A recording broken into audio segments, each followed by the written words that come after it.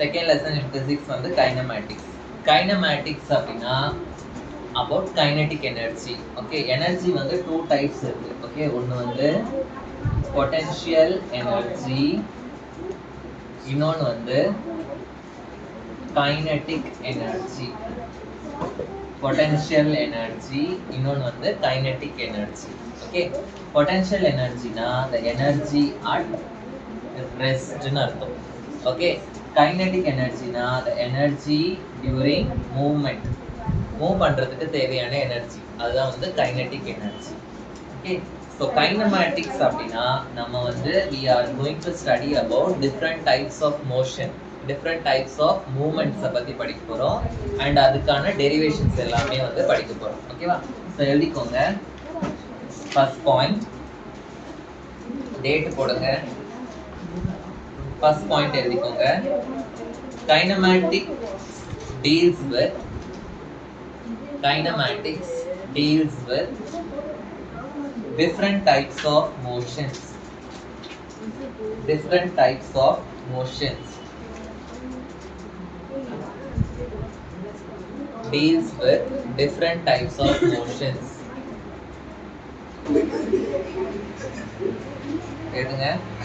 The study of various types of motion. The study of various types of motion. The study of various types of motion expressed in mathematical form. Expressed in mathematical form. Expressed in mathematical form.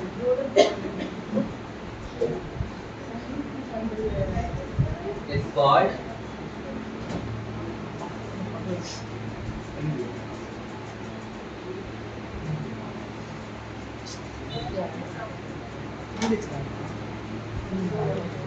expressed in mathematical form is called kinematics. Is called kinematics. So kinematics நான் என்ன சொன்னேன், ஒரு object வந்து எப்படி move ஆகுதுன்னு படிக்க போறோம் and அந்த மூவ்மெண்டோட மேத்தமெட்டிக்கல் எக்ஸ்பிரஷனும் நம்ம என்ன பண்ண போறோம், டிரைவ் பண்ண போறோம். அதுதான் வந்து kinematics. ஸோ நெக்ஸ்ட் ஹெட்டிங் எழுதிக்கோங்க. Rest and motion. Rest and motion.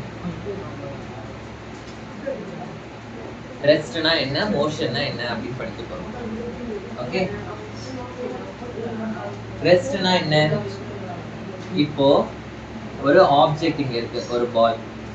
Okay, அது வந்து பொசிஷன் ஏல இருக்கு. டைம் வந்து எனக்கு 0 minutes. ஓகே, இப்போ ஒரு 10 minutesக்கு அப்புறம் பார்க்குறேன். 10 minutesக்கு அப்புறமும் அதே பொசிஷன்ல இருக்குது அப்படின்னா என்ன அர்த்தம்? அது மூவ் ஆயிருக்குன்னு அர்த்தமா? இல்ல, ரெஸ்ட். ஸோ டைம் ஆனாலும் ஒரு ஆப்ஜெக்டோட பொசிஷன் மாறவே இல்லை அப்படின்னா அது வந்து என்னது? ரெஸ்ட். சப்போஸ் 0 minutesல இங்க இருக்கு, 10 minutesல இது வந்து பொசிஷன் பிக்கு வந்துருக்கு. ஸோ டைம் மாற மாற பொசிஷனும் மாறுச்சு அப்படின்னா அது வந்து என்னது? மோஷன். ஸோ எழுதிக்கோங்க. If there is no change in position, if there is no change in position, if there is no change in position with respect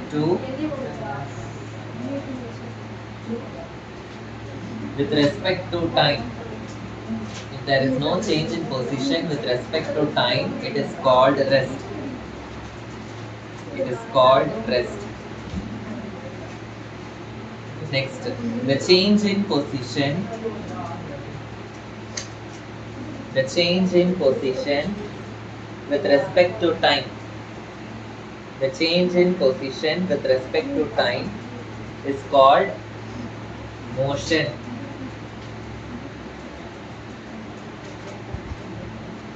It's called motion. இப்போ ஒரு ஆப்ஜெக்ட் வந்து with respect to time, the change in position with respect to time is called motion. with respect to time is called motion.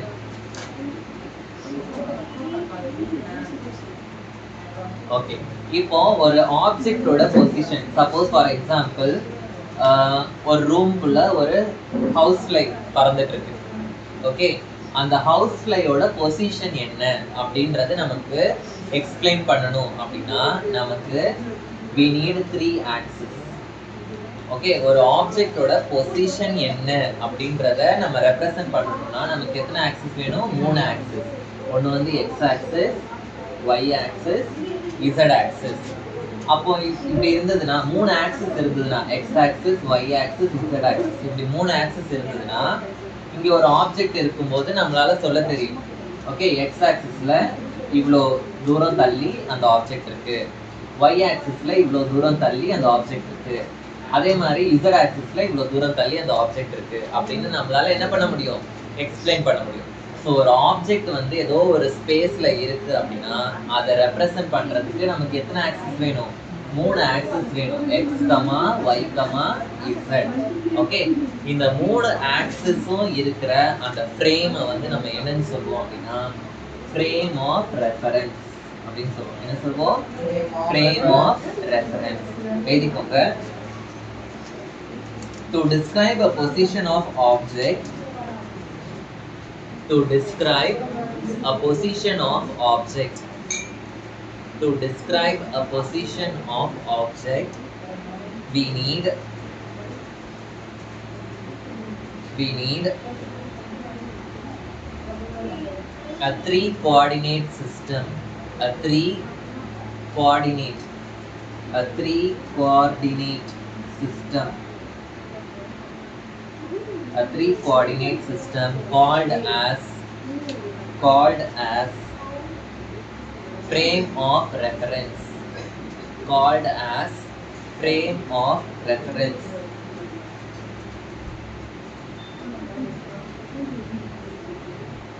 bracketல எழுதிக்கோங்க x, y, z, x, y, z. next எழுதிக்கோங்க. it is also called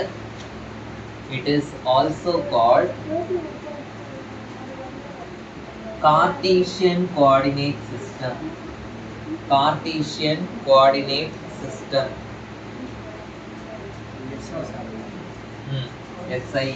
Cartesian coordinate system.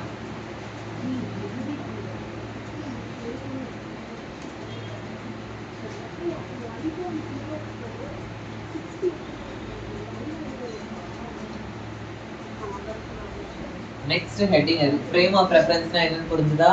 next heading எழுதிக்கோங்க point mass.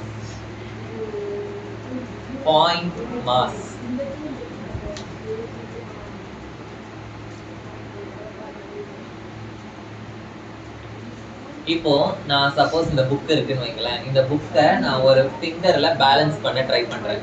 சில பாயிண்ட்ல வச்சா அது கீழே விழுந்துரும். ஆனா ஒரு பர்டிகுலர் பாயிண்ட்ல நான் வந்து அதை வைக்கும்போது என்ன ஆகும்? அந்த புக் வந்து அப்படியே பேலன்ஸ்டா நிற்கும். கரெக்டா? ஸோ அந்த பாயிண்ட்டுக்கு அர்த்தம் என்ன அப்படின்னா அந்த புக்கோட எல்லா மாஸுமே வந்து அந்த பர்டிகுலர் பாயிண்ட்ல சேர்ந்துருக்கு அப்படின்னு அர்த்தம்.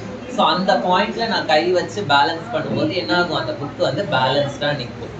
ஸோ ஒரு ஆப்ஜெக்டோட மாஸ் எல்லாமே ஒரே பாயிண்ட்ல கான்சென்ட்ரேட் ஆயிருந்ததுன்னா அந்த பாயிண்ட வந்து நம்ம என்னன்னு சொல்லுவோம்?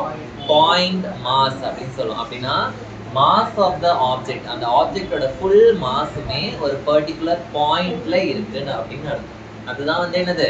Point mass. அந்த பாயிண்ட்ல நம்ம வச்சோம்னா அந்த ஆப்ஜெக்ட் வந்து எப்படி இருக்கும்? பேலன்ஸ்டா இருக்கும். ஓகேவா? ஸோ எழுதிக்கோங்க பாயிண்ட் மாஸ்னா என்னன்னு.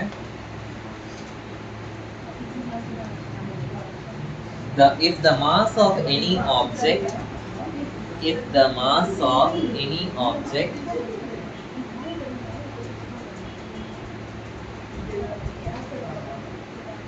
is concentrated at a point,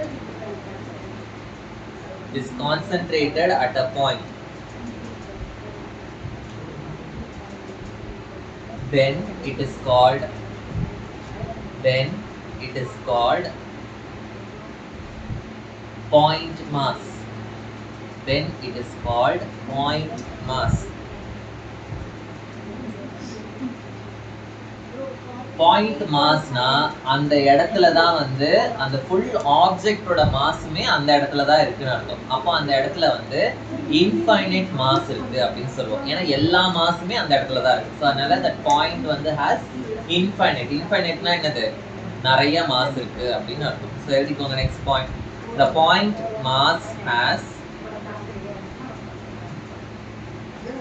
finite mass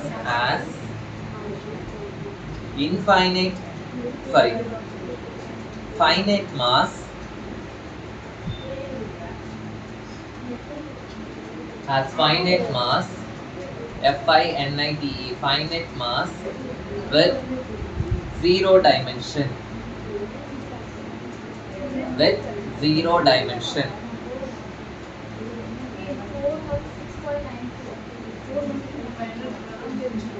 Okay, next heading எழுதிக்கோங்க types of motion. So motion na the movement. What are the different types of movement அப்படின்றத பார்க்கலாம். Okay, so types of motion. So அதுல first point எழுதிக்கோங்க. First subheading linear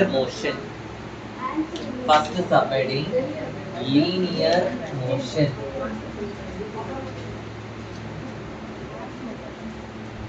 Linear motion.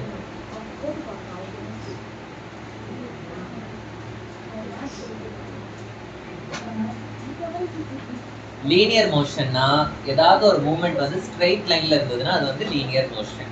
லீனியர்னா என்னது? Straight line. எழுதிக்கோங்க.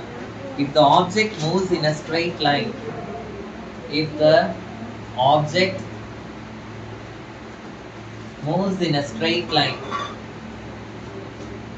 is called linear motion.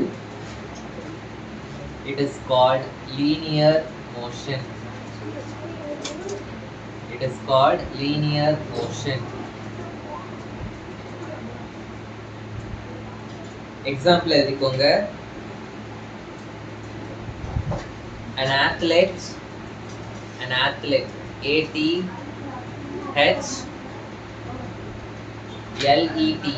athlete running on a straight track.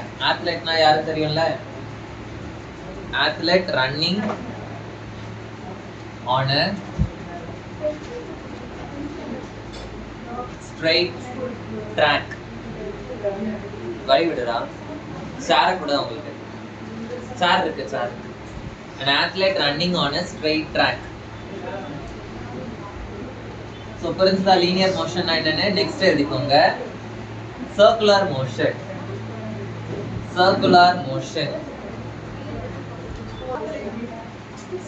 motion. heading எழுதிக்கோங்க. Next அதுக்கு definition. Circular motion னா என்னது? It will move in a circular path. எழுதிக்கோங்க. If an object travels in a circular path, if the object travels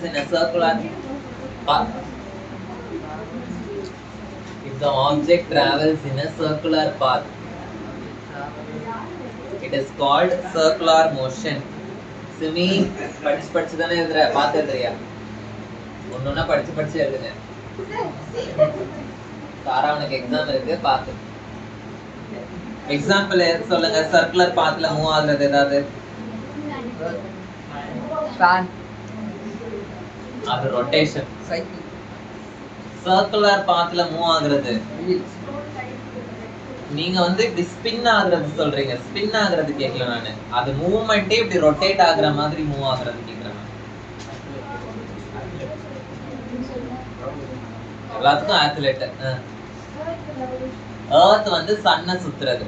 it is a circular path. இல்லாட்டி நீங்க ஒரு கயர்ல வந்து கல்லை கட்டிட்டு இப்படி சுத்துனீங்கன்னா அந்த கல் வந்து it will take a circular path. Okay, எழுதிக்கோங்க. The motion of a satellite around the earth. Example. The motion of a satellite around the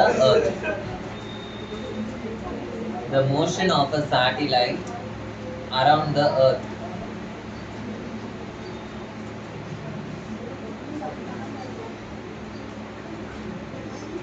Next heading எழுதிக்கோங்க. Subheading rotational motion. rotational motion. Margin வரையறீங்களா எல்லாரும்? rotational motion. rotational motionனா என்னது? பம்பரம் பார்த்திருக்கீங்களா? என்ன ஆகும்? So ஒரு பம்பரம் இப்படி ஒரு ஷேப்ல இருக்குன்னு நான் கன்சிடர் பண்ணிக்கிறேன். ஓகே, ஸோ ஒரு ஃபிக்ஸ்டு ஆக்சிஸ் இருக்கும். இந்த ஆக்சிஸை விட்டு மாறாம என்ன ஆகும்? அது ஸ்பின் ஆகும். ஸோ அந்த மாதிரி இருந்ததுன்னா அது வந்து ரொட்டேஷனல் மோஷன். ஒரு ஃபேன் எடுத்துக்கலாம். ஒரு ஃபேன் எடுத்துக்கிட்டோம் அப்படின்னா இந்த ஆக்சிஸ் வந்து மாறாது. இந்த ஆக்சிஸ் மாறாம இந்த ஆக்சிஸ்லயே என்ன ஆகும்? அது ரொட்டேட் ஆகும். இந்த ஃபேனே அப்படியே ரொட்டேட் சுத்தாது. இந்த ஆக்சிஸ்ல அப்படியே தான் இருக்கும், ஒரே இடத்துல தான் ஃபிக்ஸ் ஆயிருக்கும். ஆனா அது என்ன ஆகும்? அந்த ஆக்சிஸ்லயே ஸ்பின் ஆகும். அந்த மாதிரி இருந்ததுன்னா அது வந்து ரொட்டேஷனல் மோஷன். எழுதிக்கோங்க. If an object rotates, if an object rotates along a fixed axis, along a fixed axis, if an object rotates along a fixed axis, it is called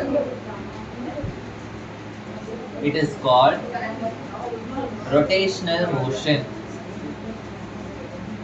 It is called rotational motion.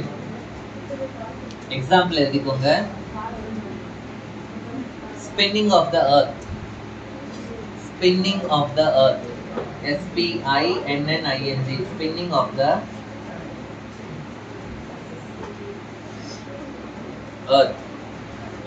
Next subheading, vibratory motion. Vibratory motion.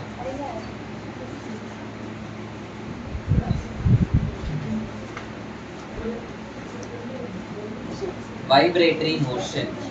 Vibratory மோஷனா vibration கேள்விப்பட்டிருக்கீங்களா? எப்படி இருக்கும்? ஒரு guitar ஓட string இருக்கு. இதை இப்படி vibrate பண்ணா என்ன ஆகும்? இப்படி மேலே கீழே வைப்ரேட் ஆகும்.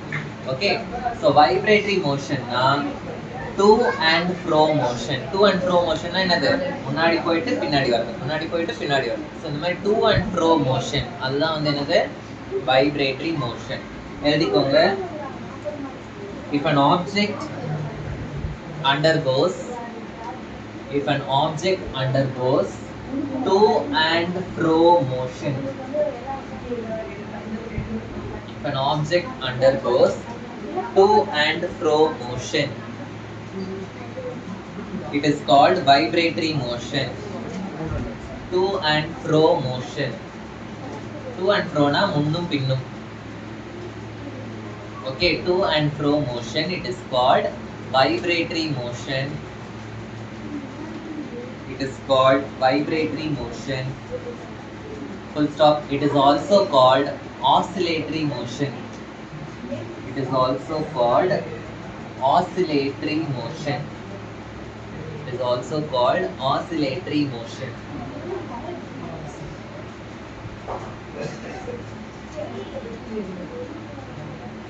எக்ஸாம்பிள் சொல்லுங்க பார்க்கலாம். எதனா example?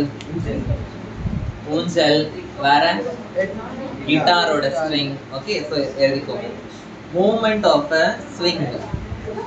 Movement of a swing. ஸ்விங்னா ஊஞ்சல். Movement of a swing. Okay, next subheading எழுதிக்கோங்க.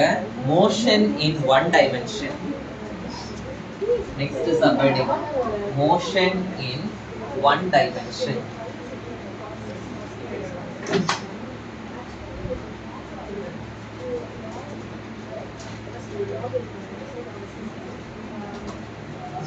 Motion in one dimension. இப்போ நமக்கு வந்து மூணு ஆக்சிஸ் இருக்குன்னு நான் சொன்னேன். என்னலாம்?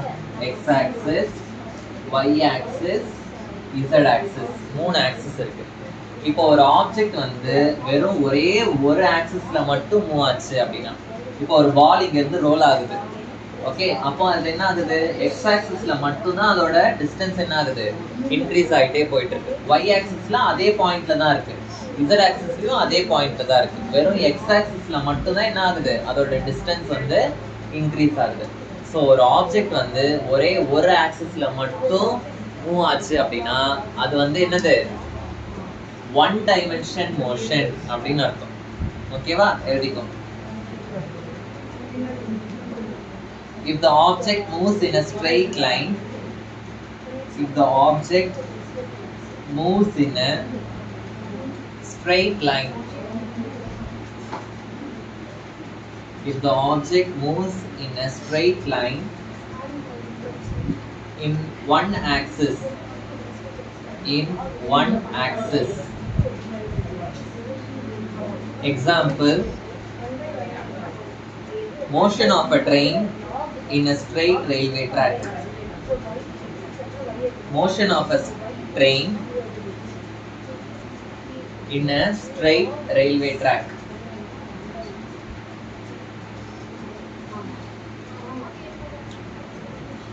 இப்போ இங்க பாருங்க, இந்த புக்கை நான் எடுத்துக்கிறேன். ஓகே, இந்த புக்ல வந்து நான் இது வந்து எக்ஸ் ஆக்சிஸ் அப்படின்னு எடுத்துக்கிறேன், இது வந்து ஒய் ஆக்சிஸ். இது என்ன ஆக்சிஸ்? X axis. இது வந்து ஒய் ஆக்சிஸ். இசட் ஆக்சிஸ் இப்படி இருக்கு, இப்படி இருக்க மாதிரி நான் எடுத்துக்கிறேன். So X axis, Y axis, Z axis இப்படி இருக்கு. இப்போ நான் ஒரு கேரம் போர்டு காயினை வச்சு இப்படி நான் கட்டுறேன். கேரம் போர்டு காயினை வச்சு இப்படி நான் புஷ் பண்ணும்போது என்ன ஆகும்? எக்ஸ் ஆக்சிஸ் சைட்லயும் அது மூவ் ஆகும், அதே மாதிரி ஒய் ஆக்சிஸோட வேல்யூவும் என்ன ஆகும்? சேஞ்ச் ஆகும். அப்போ எக்ஸ் ஆக்சிஸோட வேல்யூ, ஒய் ஆக்சிஸோட வேல்யூ, ரெண்டு ஆக்சிஸோட வேல்யூ வந்து சேஞ்ச் ஆகுச்சுன்னா அப்போ அது வந்து மோஷன் இன் 2 டைமென்ஷன் அப்படின்னு அர்த்தம். ஓகேவா? ஸோ நெக்ஸ்ட் சப்போர்ட்டிங் எழுதிக்கோங்க, motion in 2 dimension.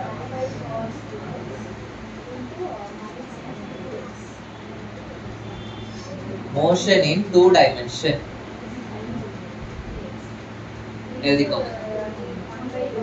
If a particle is moving, if a particle is moving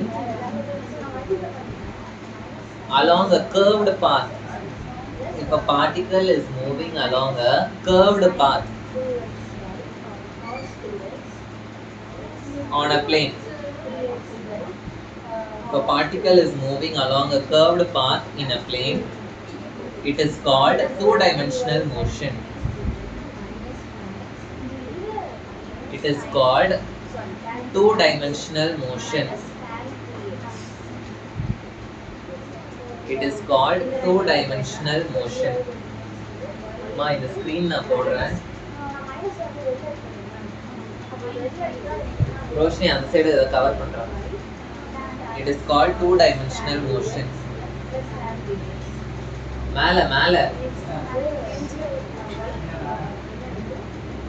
okay. போட்டாச்சு. ஓகே, எக்ஸாம்பிள் எழுதிக்கோங்க. The motion of a coin in a carom board. The motion of a coin in a carom board.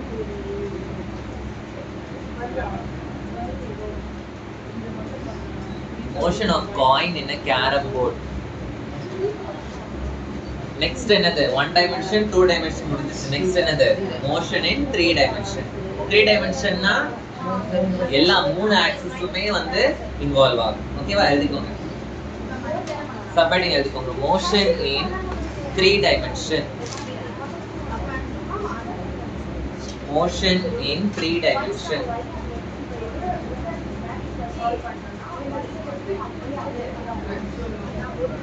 எழுதிக்கோங்க. If a particle moves in a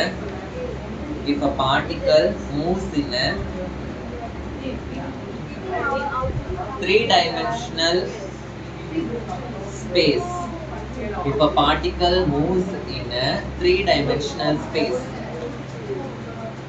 it is called 3-dimensional motion. It is called 3-dimensional motion.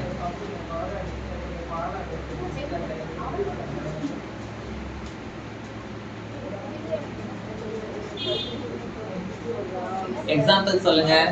ஒரு butterfly பறந்துட்டு இருக்கு அப்படின்னா அதோட X axis வேல்யூவும் change ஆகும், Y ஆக்சிஸும் change ஆகும், Z ஆக்சிஸும் change ஆகும். எழுதிக்கோங்க. A bird flying in the sky. A bird flying in the sky. A bird flying in the sky. புரிஞ்சுதா? டைப்ஸ் ஆஃப் மோஷன், கைனமேட்டிக்ஸ் என்னன்னு புரிஞ்சுதா? டைப்ஸ் ஆஃப் மோஷன் புரிஞ்சுதா? புரிஞ்சுதா இல்லையா? நெக்ஸ்ட் ஹெட்டிங் போலாமா? எழுதிக்கோங்க. Concepts of vector algebra. இப்போதான் நம்ம மேக்ஸ் குள்ள வரோம். இப்போ டைப்ஸ் ஆஃப் மோஷன்லாம் படிச்சிட்டோம். ஓகே, இப்போ இந்த மோஷன்ஸ் எல்லாத்தையும் நம்ம எப்படி எக்ஸ்பிரஸ் பண்ண போறோம்? மேத்தமெட்டிக்கலா எக்ஸ்பிரஸ் பண்ண போறோம். கரெக்டா? டெரிவேஷன் போட போறோம், ஃபார்முலா எழுத போறோம், அந்த மாதிரி. ஸோ அதுக்கு நமக்கு என்ன தேவைன்னா அல்ஜிப்ரா தேவை. ஓகே, ஸோ எழுதிக்கோங்க concepts of vector algebra. Concepts of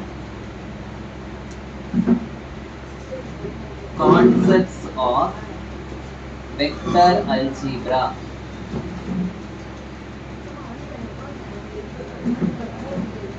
first அதுல எழுதிக்கோங்க ஸ்கேலார் குவாண்டிட்டி. ஸ்கேலார் குவாண்டிட்டி ஒரு குவாண்டிட்டிக்கு வேல்யூ மட்டும் தான் இருக்கு, டைரக்ஷன் இல்ல அப்படின்னா அது வந்து என்ன குவாண்டிட்டி? Scalar quantity. இப்போ உன்னோட வெயிட் என்ன அப்படின்னு யாராவது கேக்குறாங்க, நீ வந்து என்ன சொல்வ? சம் வேல்யூ சொல்ல, 55 kg அப்படின்னு சொல்ற. ஸோ 55 kgனா அது ஒரு வேல்யூ. கரெக்டா? வெயிட்ன்றது வேல்யூ. டைரக்ஷனோட சொல்றியா? என்னோட அப்பர் பார்ட் மட்டும் 55 kg, டவுன்வர்ட் பார்ட் வந்து 40 kg அப்படின்னு வேல்யூவோட சொல்லுவோமா? டைரக்ஷனோட சொல்லுவோமா? இல்ல. 55 kgன்றது ஒரு வேல்யூ. ஸோ ஒரு குவாண்டிட்டிக்கு வெறும் வேல்யூ மட்டும் தான் இருக்கு, டைரக்ஷன் இல்ல அப்படின்னா அது வந்து என்ன குவாண்டிட்டி? Scalar quantity. எழுதிக்கோ. A property which can be described. A property which can be described. A property which can be described with only magnitude. With only magnitude.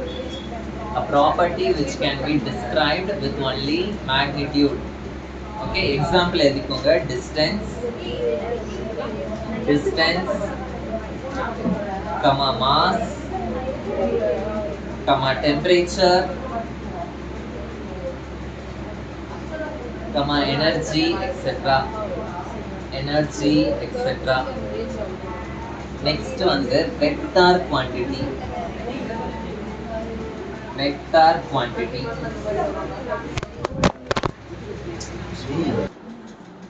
Vector quantity எழுதிக்கோங்க. Vector quantity னா magnitude மட்டும் இல்ல, டைரக்ஷனும் இருந்ததுன்னா அது வந்து என்னது? Vector quantity. For example, ஒரு car வந்து எப்படி டிராவல் ஆகுது அப்படின்னு கேக்குறாங்க. ஓகே, நீங்க என்ன சொல்வீங்க? கார் வந்து ஒரு 60 கிலோமீட்டர் ஸ்பீடுல டிராவல் ஆகுது. எந்த சைட்ல டிராவல் ஆகுதுன்னு சொல்ல முடியும்ல? It is travelling straight, it is turning left side, இல்லாட்டி it is turning right side. so ஒரு வேல்யூவை டைரக்ஷனோட நம்மளால சொல்ல முடிச்சதுன்னா அது வந்து என்ன குவாண்டிட்டி? Vector quantity. so எழுதிக்கோங்க the quantity which can be described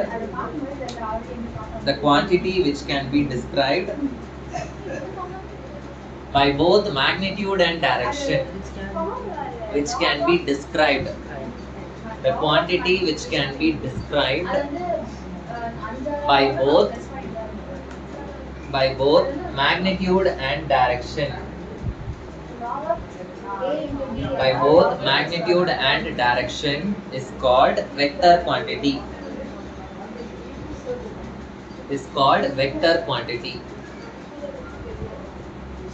Example edhikonga. force, velocity, displacement, etc. force, velocity, displacement, etc. so புரிஞ்சுதா? இன்னைக்கு types of motions பார்த்தோம். அதுக்கப்புறம் என்ன பார்த்தோம்? what are the two different quantities. so இதோட இந்த class நான் ஸ்டாப் பண்றேன். remaining things will continue in the next class.